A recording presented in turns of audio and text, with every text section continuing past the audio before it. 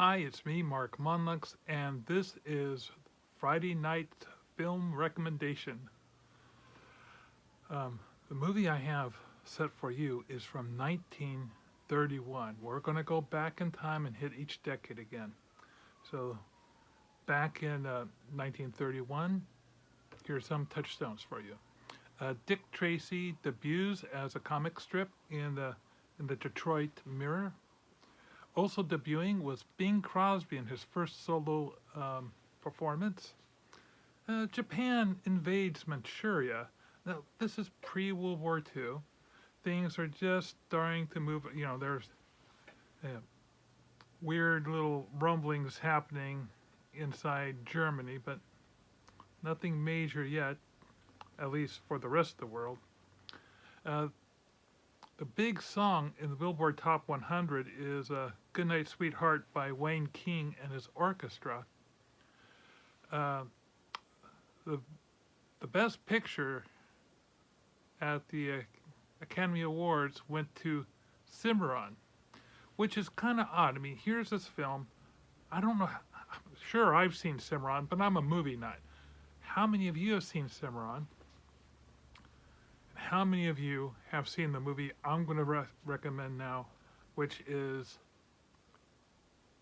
Frankenstein, black and white, directed by James Wells and starring Boris Karloff. Now,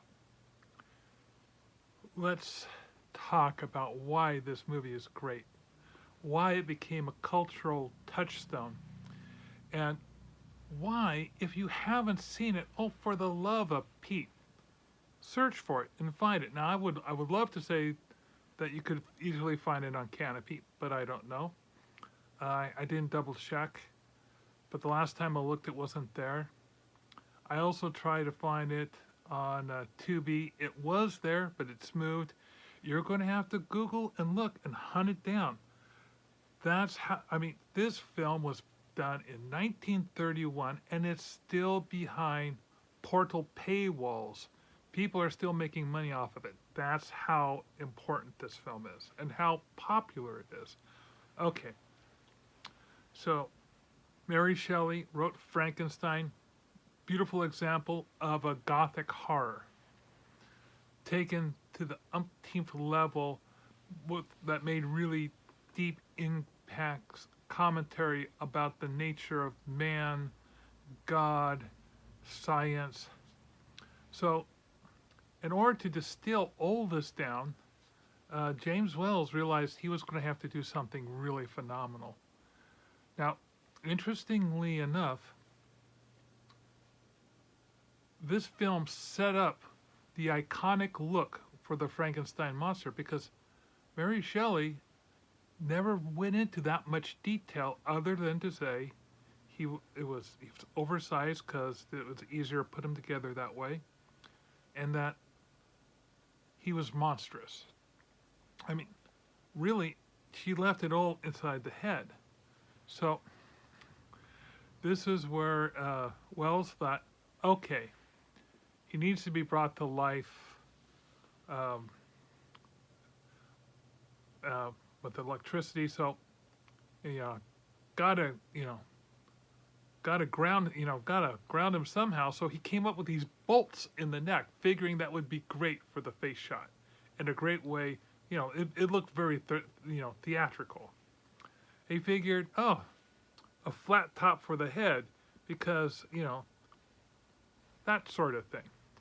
you know, which is why you see these big staples holding his head shut. So that's where. Now, also lending to this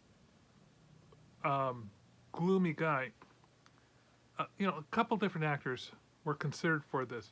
Bela Lugosi was considered for this, but he turned it down. He didn't want to be typecast as a horror person, having just done Dracula. Karloff took it, and one of the reasons why his Frankenstein looks so much better. Other people would go in to play Frankenstein when Karloff's help wouldn't help him do it any farther. Karloff had false teeth, So he took them out, and that gave him this hollow, sunken. His cheeks suddenly got more sunken and wan, which that with the heavy lidded eye makeup gave him this mournful pathos on his face without him even having to try very hard. Um, that's another thing about this movie is, yeah, it's this gothic horror, but the emotion behind it, the the connection we make with the monster is something really unique. Now, previously I had recommended for you to watch The Bride of Frankenstein. And if you haven't watched it, I still recommend that you go and see The Bride of Frankenstein.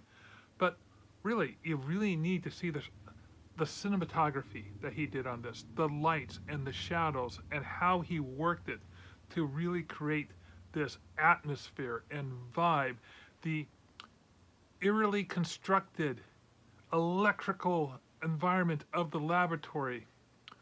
All that equipment would be made once and then reused for all the other Frankenstein films. And when Mel Brooks would end up going and doing Young Frankensteins decades later, he would find that the guy who created it still had all of it in his garage, and so it all got pulled out again. That stuff is really iconic.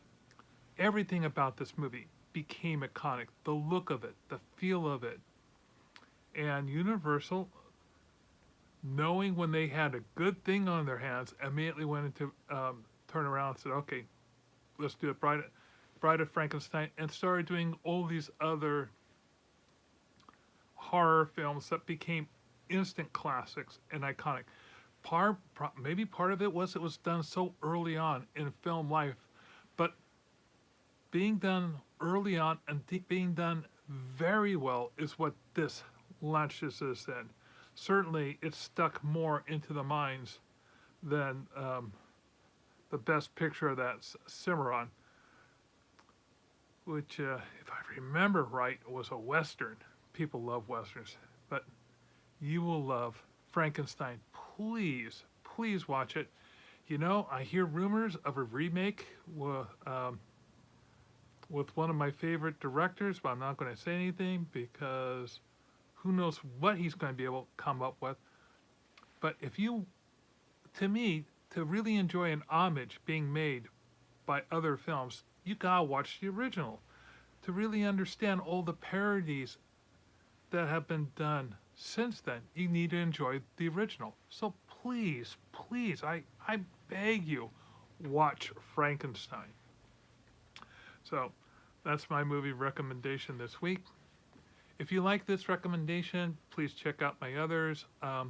Follow me on YouTube or TikTok, whatever's your favorite movie portal. I would appreciate the followers. I also have an online store where I sell my renditions of movie posters for horror, cult, and sci-fi films. Check that out in the link. See if you like anything there. You know what? I really need to do a Frankenstein poster. Anyway, see you all next week.